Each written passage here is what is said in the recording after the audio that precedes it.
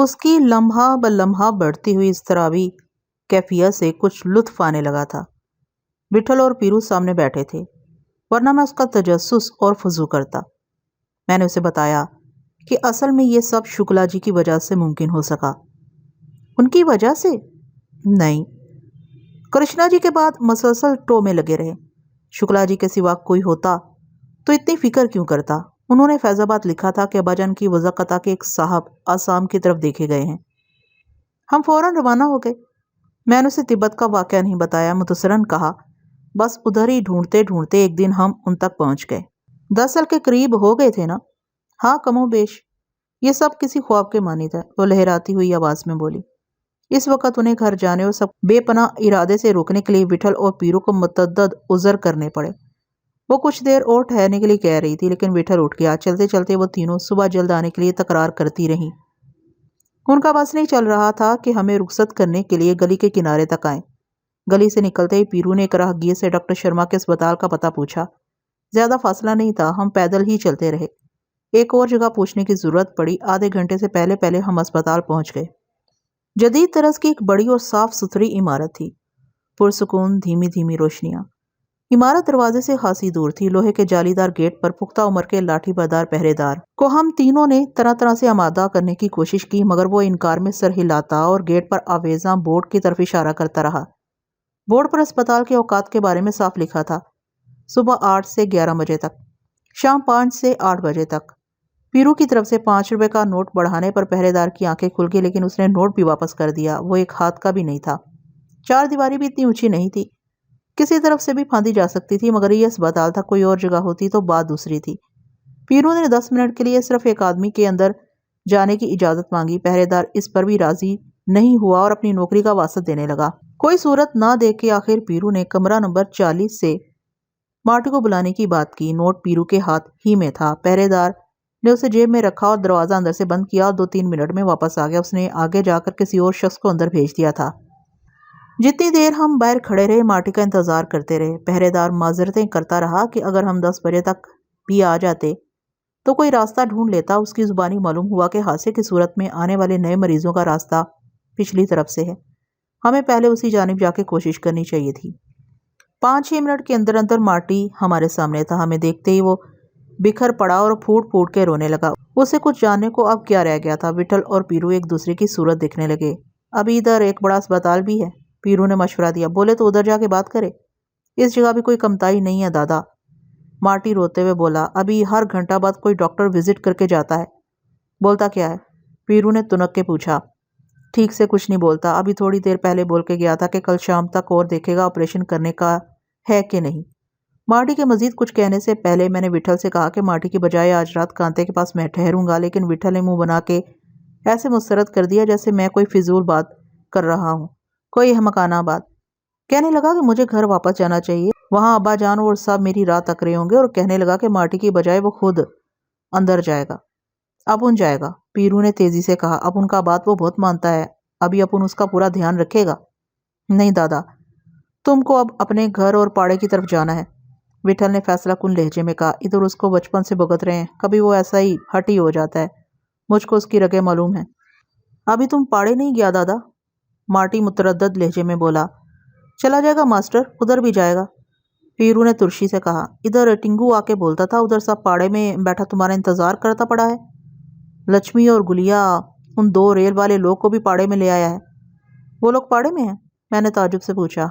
टिंगू अभी अपन से यही बोला था, मार्टी ने मोहतात लहजे में जवाब दिया। उनको उधर अलग कमरे में डाल दिया गया है और सब दादा का इंतजार बना रहा है। और दादा, वो पीरू से मुखातिब होकर कुछ कहना चाहता था मगर रुक गया। क्या है मास्टर? पीरू ने नागवारी से पूछा।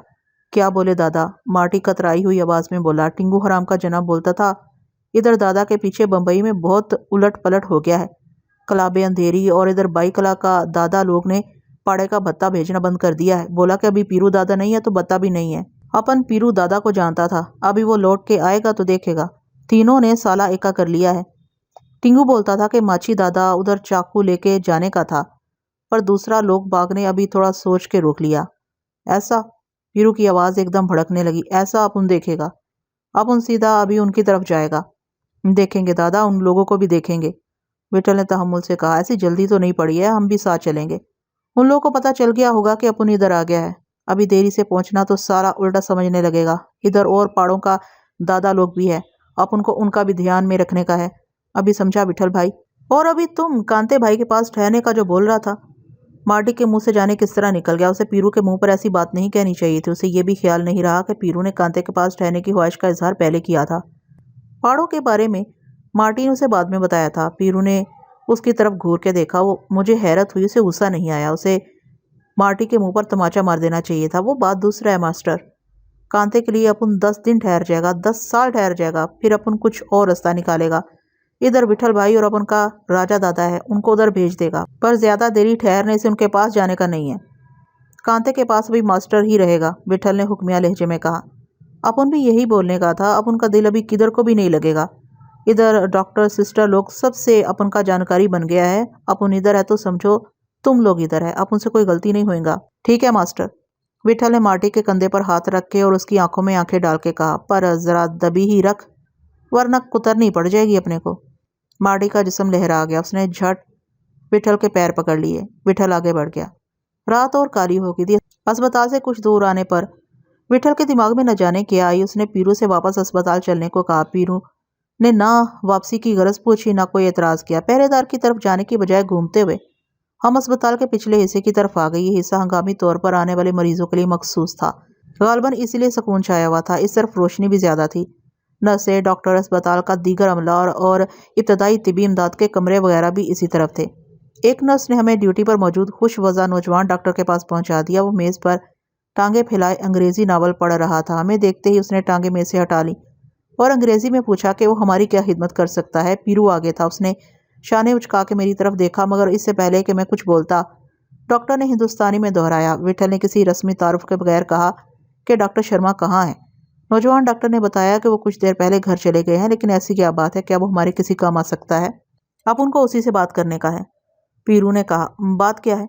डॉक्टर ने तजस्सुस से पूछा। जवाब में विठल ने कहा कि वो कमरा नंबर 40 के मरीज कांते के मर्ज की नवैयत मालूम करना चाहता है।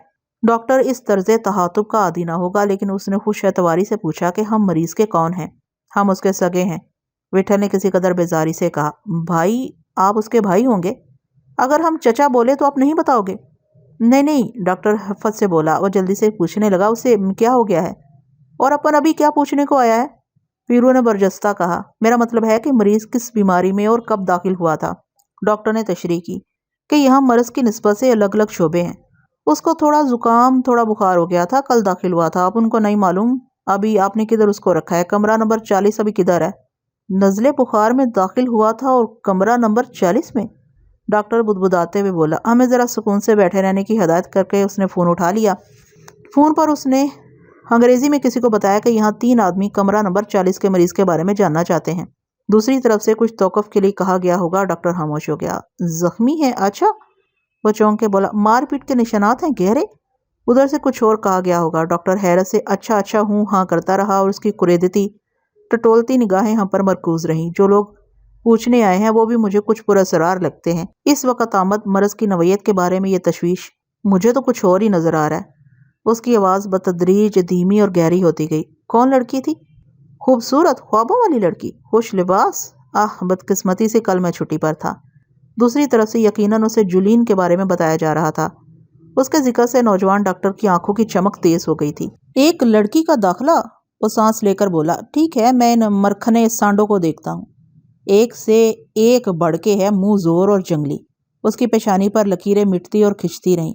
मेरा ख्याल है ये ज़रा दिलचस्प मामला है, शायद मुख्तलिफ भी। बहरहाल मैं इनसे निपट के तुम्हें फ़ोन करता हूँ, शायद मुझे तुम्हारी दोबारा ज़रूरत पड़े। मेरी कनपटियाँ जलने लगी थी, लेकिन मैंने ज़ुबान बंद रखी।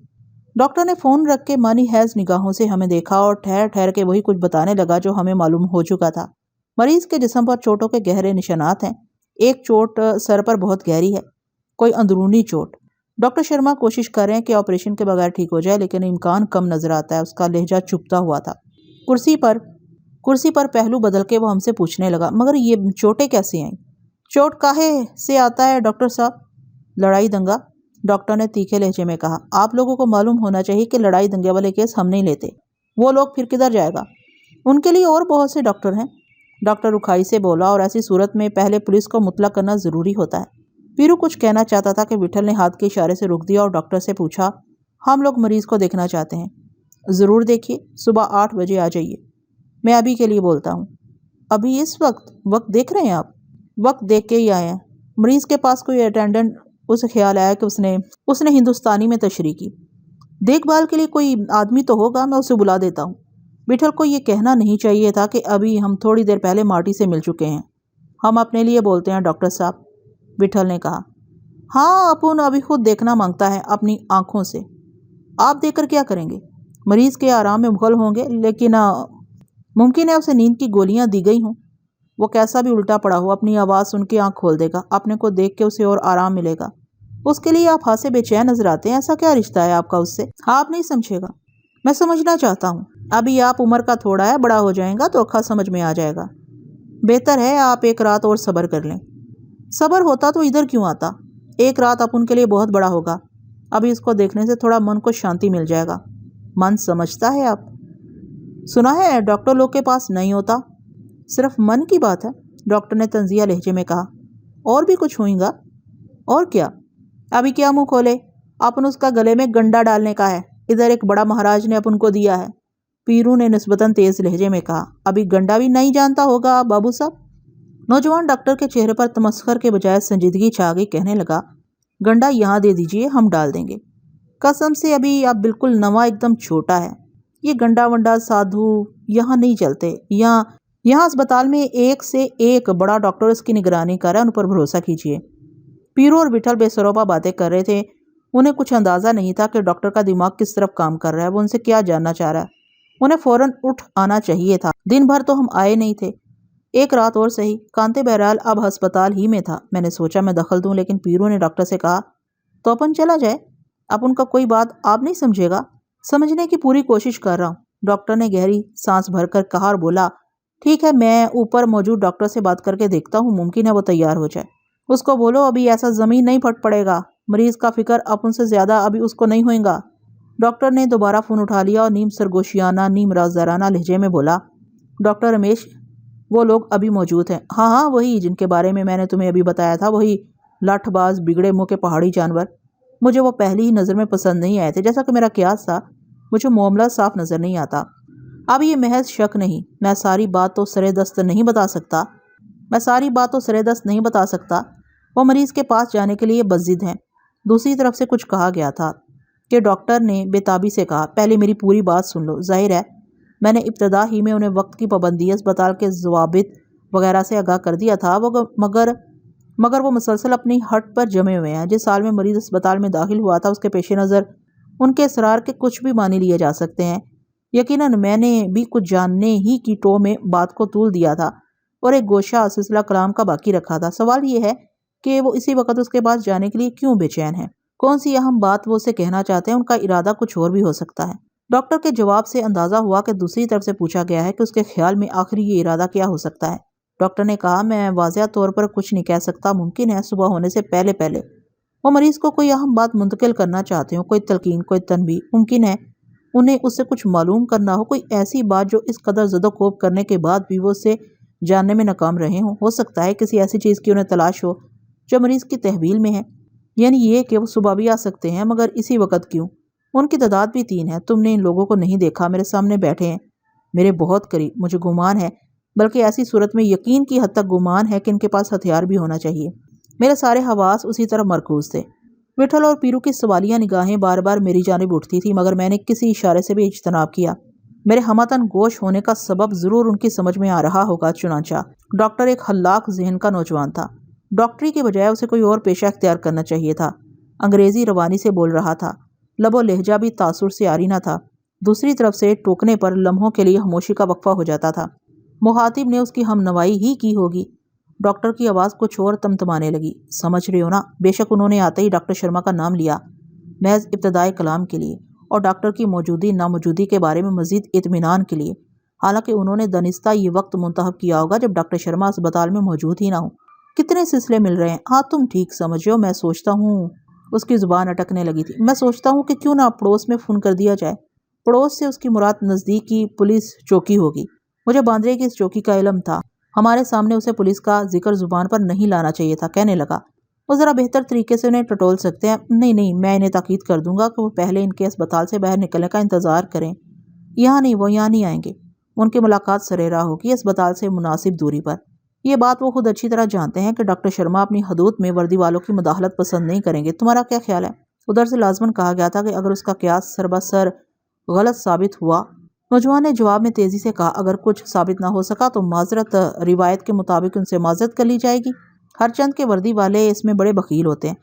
रहा यह कि फिर इन लोगों का शुबा सीधा मेरी तरफ जाएगा। ये बात की बात है, मुझे इसकी परवाह नहीं है। ये एक बेजवाज शुबा होगा, मैं इसे निपट सकता हूँ। तुम ही बताओ। बज़ाहिर मुझे इसमें ऐसा कोई हर्ष नजर नहीं आता। एक जरा अपना कांटा ही निकल जाएगा। अपनी रग गलत नहीं फड़कती। मेरा ख्याल था अब उसे फोन बंद कर देना चाहिए, लेकिन वो मुतज़्ज़ब अंदाज में सर हिलाता और हाँ हाँ करता रहा। मैं उसका चेहरा देख रहा था। वो खून की तमाज़त से सुर्ख हो गया था, मगर दूसरी जानिब से उसकी तवक्को के खिलाफ कोई बात कही गई थी, इसलिए उसकी आंखें बुझने सी लगी और आवाज़ भी दब गई। हाँ ये तो है, वो बड़बड़ाते हुए बोला। मैंने इस तरफ तवज्जो नहीं की कि डॉक्टर शर्मा मरीज को दाखिल कर चुके हैं, लेकिन इससे बहुत बड़ा फ़र्क पड़ता है? दूसरी तरफ फिर मालूम नहीं क्या कहा गया। नौजवान डॉक्टर गौर से सुनता रहा और उसके शाने झुकते गए। लेकिन कुछ भी हो, यकीन करो मेरे क्याफे शाज़ो नादर ही गलत साबित होते हैं। बहरहाल क्या कहा जा सकता है। उसे कहना चाहिए था कि अगर उसका मफरूज़ा दुरुस्त निकला और मामले ने कोई निहायत पेचीदा सूरत इख्तियार कर ली तो उससे शायद यही कहा गया होगा। नताइज की निशानदेही भी की गई होगी। कितने संगीन हकायक सामने आ सकते हैं। अब वाकई वो नताइज का ये तस्करा डॉक्टर के लिए दाद का दर्जा रखता था। इसी तायीद के लिए तो मुसरिफ था, मगर वो महज दाद पर इक्तफा करने वाला नौजवान मालूम नहीं होता था जो किसी शायर की तरह खुश हो जाता। वो एक अमली आदमी था। जली हुई आवाज़ में कहने लगा, तुम्हारी बात समझ में आ रही है? ये अस्पताल है, मंदिर की जगह है।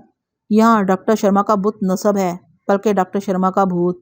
उसकी बात काट दी गई। वो रुक गया और कुछ तौक़ुफ़ के बाद संभल के बोला, नहीं नहीं, तुम्हें ऐसा कोई तजुर्बा नहीं करना चाहिए, चाहे एक आदमी ही क्यों ना हो। इस वक्त किसी को भी इजाज़त नहीं दी जा सकती। हमारी ये फ़राक दिली किसी बड़े वाक़े, किसी बड़े हादसे का सबब बन सकती है। ये तो वही बात हुई जिसके लिए तुम मुझे मना कर रहे हो। हाँ हाँ, मैंने कहा था कि मरीज़ के कमरे से अटेंडेंट को बुला देता हूँ, लेकिन उन्होंने टाल दिया और कहा कि वो खुद मरीज़ को देखना चाहते हैं। फ़ोन बंद करके उसने अपना चेहरा दोनों हाथों से छुपा लिया। चंद लम्हे वो यूं ही बेनियाज सा खोया खोया बैठा रहा, उस वकील की तरह जिसकी बेहतरीन दलीलों में से कोई दलील गुम हो गई हो, जैसे किसी दलील की कसर रह गई हो। विठल और पीरू उसकी तरफ देखते रहे। मैं भी खामोश बैठा सोचता रहा कि उससे बात करूं या उन दोनों को उठ जाने का इशारा दूं। उसने हमें बहुत से खिताब दे दिए थे, वो सब मेरे सर में डंग मार रहे थे, लेकिन न जाने क्यों मेरे सीने में पहले जैसी घुटन नहीं थी। उसका सबब ये नहीं था कि वो अपने इरादे से बाज आ गया था। इसका सबब शायद वो खुद था। वो बहुत ऐसे लोग कम नजर आते हैं। विठल और पीरू मेरी खामोशी की वजह से ठहरे हुए थे और मुंतजर ही थे। मैंने इशारा किया तो वो फौरन उठ खड़े हुए। उन्होंने जान लिया कि अब दाद बेदाद ला हासिल है। हमारे उठने पर डॉक्टर चौंक पड़ा और कुर्सी पर सीधा होकर बोला, उसने मना कर दिया। उसकी आवाज़ मुरझाई हुई थी। आप लोग सुबह ही आकर उसे देख सकते हैं। कोई गुंजाइश रह गई हो तो अभी हम ठहरे जाते हैं। ना चाहते हुए भी मेरी ज़ुबान से निकल गया, क्या मतलब? वो तुरंत रोई से बोला। मैंने पहली मर्तबा उसे मुखातिब किया था। मेरा लहजा भी उसके लिए तरद्दुद का सबब बना था, हालांकि मैंने अंग्रेज़ी से पहलू तही की थी। मतलब ये कि अभी हम यहाँ मौजूद हैं। मुझे तुम्हारा ख्याल आ रहा है। मैंने जानबूझ के आप नहीं कहा। तुमने इतनी जहमत उठाई और बेनतीजा रही। मैंने अपने तौर पर कोशिश की थी, पूरी कोशिश और अच्छी कोशिश। तुमने अपनी तरफ से शायद कोई पहलू नहीं छोड़ा। मेरे लफ्ज़ उसे महसूस होने चाहिए थे। वो बैठे बैठे तेवरा गया और बेमकसद इधर उधर देखते हुए बोला, मुझे अफसोस है। अच्छा हुआ उसने कुछ और नहीं कहा। तुमने अपना वक्त भी बर्बाद किया, हमारा भी। उसकी मुतगय्यर हालत देखकर मुझसे रहा ना गया। नया सामने की बात थी। हमारे मना करने के बावजूद तुम मरीज के कमरे से अटेंडेंट को बुलाकर तस्दीक कर सकते थे। वो हक्का बक्का रह गया, जैसे किसी की जान निकल जाए। खुला वो मुंह, फटी हुई आंखें, उसे गोयाई पर भी कुदरत नहीं रही। उसके लबों में जुम्बश हुई मगर सिसक कर रह गए। हम पलट पड़े। चंद कदम चल के हमने कमरे का दरवाज़ा अबूर किया और मरीजों के लिए बने हुए साइबान में आगे हमने 3-4 गज का फासला तय किया होगा। वो अंदर से दीवाना वार चिल्ला रहा था, ठहरिए। विठल और पीरू दोनों रुक गए। अंदर से उसकी भागती चापें भी सुनाई दी। फिर वो हवास बाख्ता अंदाज में दरवाजे पर नमूदार हुआ। बराह करम थोड़ी देर के लिए अंदर आइए, उसने आजिज़ाना कहा। मैं आपसे दरख्वास्त करता हूँ। वो आधी हिंदुस्तानी आधी अंग्रेज़ी में बोला। मुझे विठल और पीरू को कुछ बताने का मौका नहीं मिला था, लेकिन वो बहुत कुछ अज खुद समझ चुके होंगे। उन्हें किसी रद्दमल का इजहार करने के लिए मेरी तरफ देखना चाहिए था। मैंने अभी कोई फैसला नहीं किया था कि डॉक्टर लपकता हुआ हमारे करीब आ गया। उसी माबी लहजे में हमसे वही दरख्वास्त की। अंदर कमरे में जब तक हम कुर्सियों पर बैठ नहीं गए वो खड़ा रहा। इतनी देर में उसके चेहरे पर पसीने के बेशुमार कतरे उभर आए थे। उसने हमें बुला तो लिया था, लेकिन अब उसकी समझ में कुछ नहीं आ रहा था। लम्हों तक वो हमारी सूरतें तकता और अपने होंठ काटता रहा। मैंने उसकी मुश्किल हल करना चाहिए। कुछ कहने की जरूरत नहीं, मैंने धीमी आवाज में कहा। मैं जानता हूँ। उसने अपनी आंखें भींच ली। मुझे लफ्ज नहीं मिल रहे। उसकी आवाज़ से बेचारगी और बेबसी नुमाया थी। मैं आपसे जाने तो बेहतर है, अब कुछ मत दोहराओ। मैंने मुस्कुराने की कोशिश की। एक तजुर्बा ये भी सही।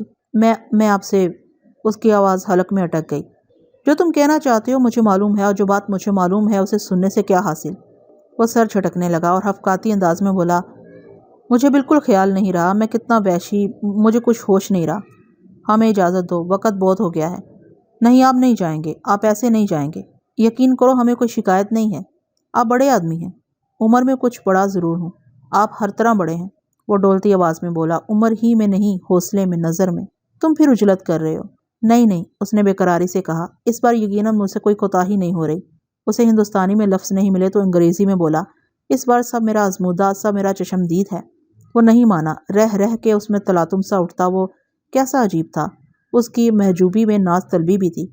वो अभी तक मनमानी कर रहा था। हम तीनों को वो कांते के कमरे में ले जाना चाहता था। पीरू ने मना किया कि एक आदमी का जाना बहुत है, 3 आदमी नज़रों में आ सकते हैं। अगर ज़ाब्ते की खिलाफवर्जी करनी है तो एक आदमी तक महदूद रहे। डॉक्टर कहने लगा कि अस्पताल का डॉक्टर होने की हैसियत से उसे भी कुछ इख्तियार है।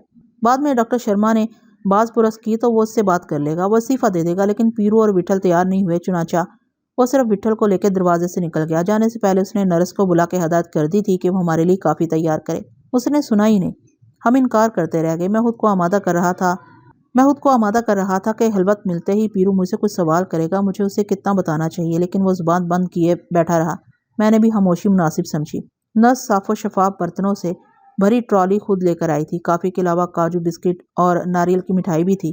उसने खुश सलीकगी से हमारे सामने प्लेटें और प्यालियाँ सजा दी। हमसे शक्कर और दूध के लिए पूछा। मैंने डॉक्टर के आने तक ठहर जाने को कहा, लेकिन वो कहने लगी कि उनके आने पर वो ताज़ा कॉफ़ी बना देगी। कॉफ़ी की चुस्कियाँ लेते हुए पीरू यकायक मुझसे बोला, राजा भी छोकरा कैसा है? अच्छा है। मुझे हंसी आ गई।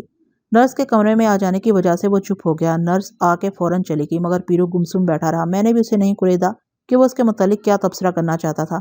नर्स को दूसरी कॉफ़ी बनाने की जहमत नहीं करनी पड़ी। 15 मिनट से कुछ ऊपर हुए होंगे कि वो दोनों वापस आ गए। मैं और पीरू यकलख्त खड़े हो गए। विठल के चेहरे पर कुछ टटोलना बहुत मुश्किल था, लेकिन इस वक्त ऐसा लग रहा था जैसे वो कहीं दूर से चल के आ रहा हो, जैसे इतनी देर में वो बूढ़ा हो गया हो। डॉक्टर ने अपने हाथ से उसके लिए कॉफ़ी बनाई थी। जितनी देर विठल एक थके हुए आदमी के मानित कॉफ़ी पीता रहा, डॉक्टर उसे नरमी और शाइस्तगी से इत्मीनान दिलाने की कोशिश में लगा रहा कि वो और उसके साथी डॉक्टर हम वक्त कांते पर नजर रखेंगे। हालांकि विठल ने हमारे सामने उससे एक लफ्ज़ नहीं कहा था। आप बोले तो अपन अभी किसी और अस्पताल को देखे। पीरू ने डॉक्टर से वही बात कही जो वो पहले विठल से कह चुका था। मेरी राय आपने पूछी है तो मैं आपको मशवरा नहीं दूंगा। डॉक्टर मोहतात लहजे में बोला, ये हर एतबार से एक मुकम्मल अस्पताल है। कहीं आप ऑपरेशन से तो नहीं घबरा रहे? अपने मुल्क में लोग ऑपरेशन से जाने क्यों इतना खौफ खाते हैं? ज़रूरत होती है तभी किया जाता है। मैं विलायत में 4 साल रहा हूँ, वहाँ लोग खुशी खुशी ऑपरेशन के लिए तैयार हो जाते हैं। उधर डॉक्टर लोग भी विलायत का है। हाँ, ये ठीक है, मगर डॉक्टर शर्मा किसी तरह विलायत के किसी बड़े डॉक्टर से कम नहीं है। वो एक एक्सपर्ट सर्जन है, उनके हाथ में जादू है। शायद ही उनसे कभी कोई केस खराब हुआ हो। काफ़ी पीते ही विठल उठ गया। पर बड़े डॉक्टर साहब को आप बोल देना कि कांटा छांटी करने से पहले हमसे पूछ लें। विठल ने तुंदी से कहा, और बोल देना हम उसके लिए अपने को बेच भी सकते हैं। जी जी, डॉक्टर मुस्तैदी से बोला। ठीक है, अब ठीक है। वो हमें अस्पताल के बैरूनी दरवाजे तक छोड़ने आया। रुखसत होने से पहले उसने पीरू और विठल से जोर जोर से हाथ मिलाया, और जब मेरे सामने आया तो हाथ फैला दिए। मैंने भी बाजू खोल दिए। तुमसे मिलकर खुशी हुई, मैंने ज़ेरे लबी से कहा, और दोबारा मिलने की जुस्तजू है। आप क्या कह रहे हैं? वो आरजुदगी से बोला। मैं सच कह रहा हूँ। आप मुझे शर्मिंदा कर रहे हैं। नहीं, ऐसा मत समझो, मेरे ज़हन में दूर दूर तक ऐसा कोई ख्याल नहीं है। तुम में बड़ी दिलकशी है। हर शख्स की कोई खूबी ही उसकी दिलकशी का सबब होती है। तुम्हें बहुत सी बातों के अलावा दलील सुनने की एक जुर्रत भी मौजूद है, और मैं नहीं, लोग कहते हैं ये बहुत बड़ी खूबी है। कहाँ कहाँ? वो बच्चों की तरह मचल के बोला। मुझमें बर्दाश्त नहीं है जिसका आज मैंने मुजाहरा किया है। इसके बगैर हर खूबी बेकार है। बर्दाश्त तजुर्बे से आती है, और तजुर्बा, मैंने मुस्कुरा कर कहा, उम्र से आता है। उसने मेरी बात मुकम्मल करना चाहिए। ज़रूरी नहीं, तजुर्बा तो ज़िंदगी के सलूक से आता है कि वो कैसा सलूक करती है, और ज़िंदगी बरतने से आता है कि आप किस तरह उसे बरतते हैं। मगर कभी कभी ऐसा भी होता है कि ना ज़िंदगी के बस में कुछ होता है, ना आपके बस में। जाने कैसे मेरी ज़ुबान लफ्ज़ तराशती रही। मुझे खुद भी हैरत थी। वो तो अच्छा हुआ कि विठल और पीरू मुझसे कुछ फासले पर खड़े थे। सुनते तो ज़रूर हंसते। डॉक्टर से हाथ मिला के मैं आगे चला आया। वो मेरे पीछे पीछे आ गया। मैं आपसे दोबारा मिल सकता हूँ? हाँ हाँ, क्यों नहीं। मुझे अपना पता बता दीजिए। मगर अभी तो हम यहाँ आते ही रहेंगे, मैंने झिझकते हुए कहा। फिर इससे पहले कि वो कोई और मुतालबा करता, मैं तेज़ कदमों से विठल और पीरू की जानिब चल पड़ा। चौक तक हम पैदल चलते रहे। चौक की घड़ी में 12:30 बज रहे थे। सड़कों पर हर तरफ सन्नाटा छाया हुआ था। मैंने टमटम रोक ली थी, लेकिन वो बाहर खड़े उलझते रहे।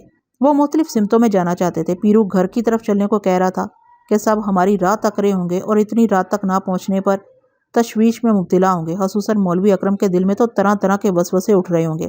फर्रुख फरियाल वगैरह रात भर सो नहीं पाएंगी।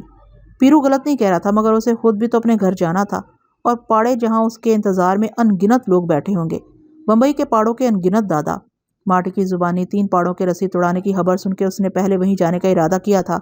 उसे उन 2 आदमियों को भी देखना था जो हैदराबाद से हमारी निगरानी कर रहे थे, और माटी के बयान के मुताबिक पीरू के पाड़े पर मौजूद थे। बाले भी वहां पहुंच गया होगा।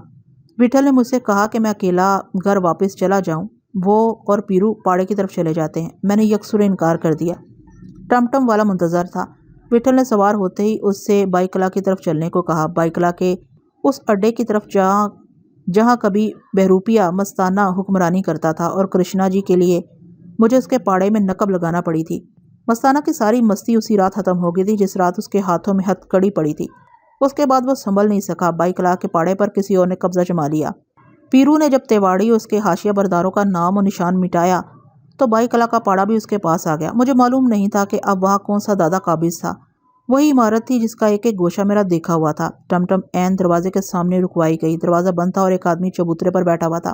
पीरू ने उसके बाल खींचे। वो हड़बड़ा के हाथ पैर पटकने लगा। उसने पहली निगाह में पीरू को पहचान लिया था। चुनाचा होशो हवास बहाल करने में उसे कुछ वक्त लग गया। जहाँ वो बैठा था उसकी पुश्त पर चबूतरे के फर्श से 4 इंच के करीब ऊंचाई पर 2 कुंडे दीवार में जड़े हुए थे।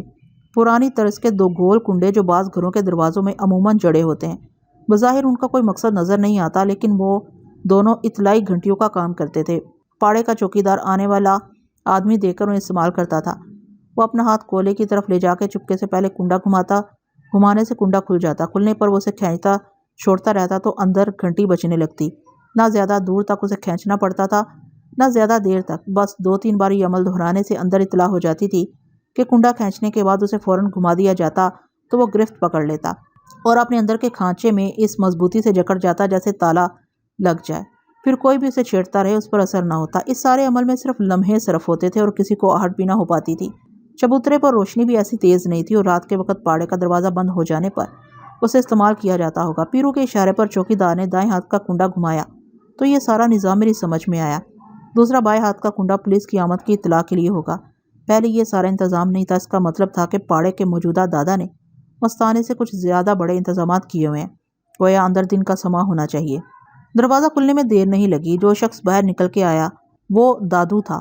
गोया वो जेल काट के अपने पुराने अड्डे वापस आ चुका था। दादू ने पहले पीरू को देखा, फिर जैसे ही उसकी नज़र मुझ पर पड़ी वो अपनी जगह जम के रह गया। पीरू उसे एक तरफ धकेल के अंदर दाखिल हो गया और अंदर देवड़ी की तर्ज का मुख्तसर रास्ता तय करके हम आगे पहुंचे तो तबले हारमोनियम की आवाज़ें कानों में गूंजी। देवड़ी से हम सेहन में आ गए। सेहन में ये आवाज़ें और तेज़ हो गईं। सीधे हाथ के तरफ के दोनों कमरों में वाकई दिन का मंजर था। अंदर बहुत से लोग बैठे नजर आ रहे थे। छोटे बगली कमरे में ताश की बाजियां जमी हुई थी और सामने बड़े कमरे में एक लड़की नाच रही थी। दूसरी फर्श पर बैठी गा रही थी। दोनों रंग बिरंगे मराठी कपड़े पहने 16 सिंगार किए हुए थी। हम निस्बतन अंधेरे से गुजर के आए थे, इसलिए किसी की नज़र नहीं पड़ी। वैसे भी किसी का होश नहीं था। सब गुम थे और झूम रहे थे और सदाएं बुलंद कर रहे थे। हम दरवाजे पर खड़े हो गए, तब भी किसी ने तवज्जो नहीं दी। कमरे में दारू की बू फैली हुई थी और तंबाकू की। ये 3 दरवाजों वाला बड़ा कमरा था। आखिरी सिरे पर बीच में गाँव तकिए से टेक लगाए जो भारी जिस्म, औस्त का स्याही माइल, उभरे हुए मुंह, उठी हुई नाक का 40 साला शख्स बैठा था। वही पाड़े का दादा होगा। मस्ताने की नशिस्त भी यही थी। नाचने वाली सांवली कम उम्र लड़की उसके करीब बैठे हुए एक तनुमंद आदमी के सामने नाच रही थी। नोट लड़की पर उछाल के उस आदमी ने अपनी बाहें लड़की के गले में डालना चाहिए। लड़की मुस्कुराती शर्माती हुई पीछे हट गई। आदमी के हाथ उठे रह गए। हमें वहां खड़े मिनट भर के करीब हुआ होगा कि लड़की के हटने और दरमियान में आ जाने के सबब सबकी निगाहें मुंतशर हो गईं।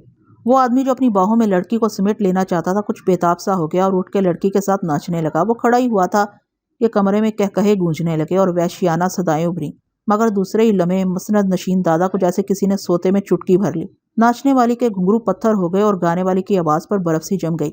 दादा दादा। पीरू दादा। पाड़े का दादा अपनी जगह से उठ के सीधा पीरू की तरफ झपटा। अभी तुम कब आया दादा? उसने लड़खड़ाती आवाज़ में कहा। आओ आओ, इधर बैठो, इधर आके बैठो। अपुन बैठने के लिए नहीं आया है।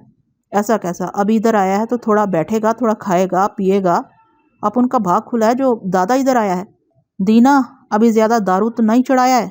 पीरू ने धमकती आवाज़ में कहा। तुमको देख के अभी नशा साला किधर रहने को है? हाँ, अभी ठीक से अपुन का बात सुनने का है। अपुन अभी चला जाएगा, फिर पूरा बाटली चढ़ाना के बाल्टी। ठीक है दादा, पर पहले इधर आके बैठो। अपुन को एक जगह अभी और जाने का है। इधर अपन उल्टा टाइम पे आया है। तुम्हारा मस्ती का टाइम है। तुम्हारे लिए क्या टाइम दादा, तुम तो मालिक है। हाँ साला, पीरू ने ज़मीन पर थूक दिया। तुम अक्खा हरामी है, अभी मालिक बोलता है। अभी पीछे तुम क्या समझा था? समझा था कि दादा मर गया, दादा खलास हो गया, तुमको इधर छोड़ के दादा इकला चला जाएगा, क्या समझा था तुम? नहीं दादा, अभी कैसा बोलता है? पहले अपन का बात सुनो, थोड़ा धीरे से बैठो तो कोई बात करे।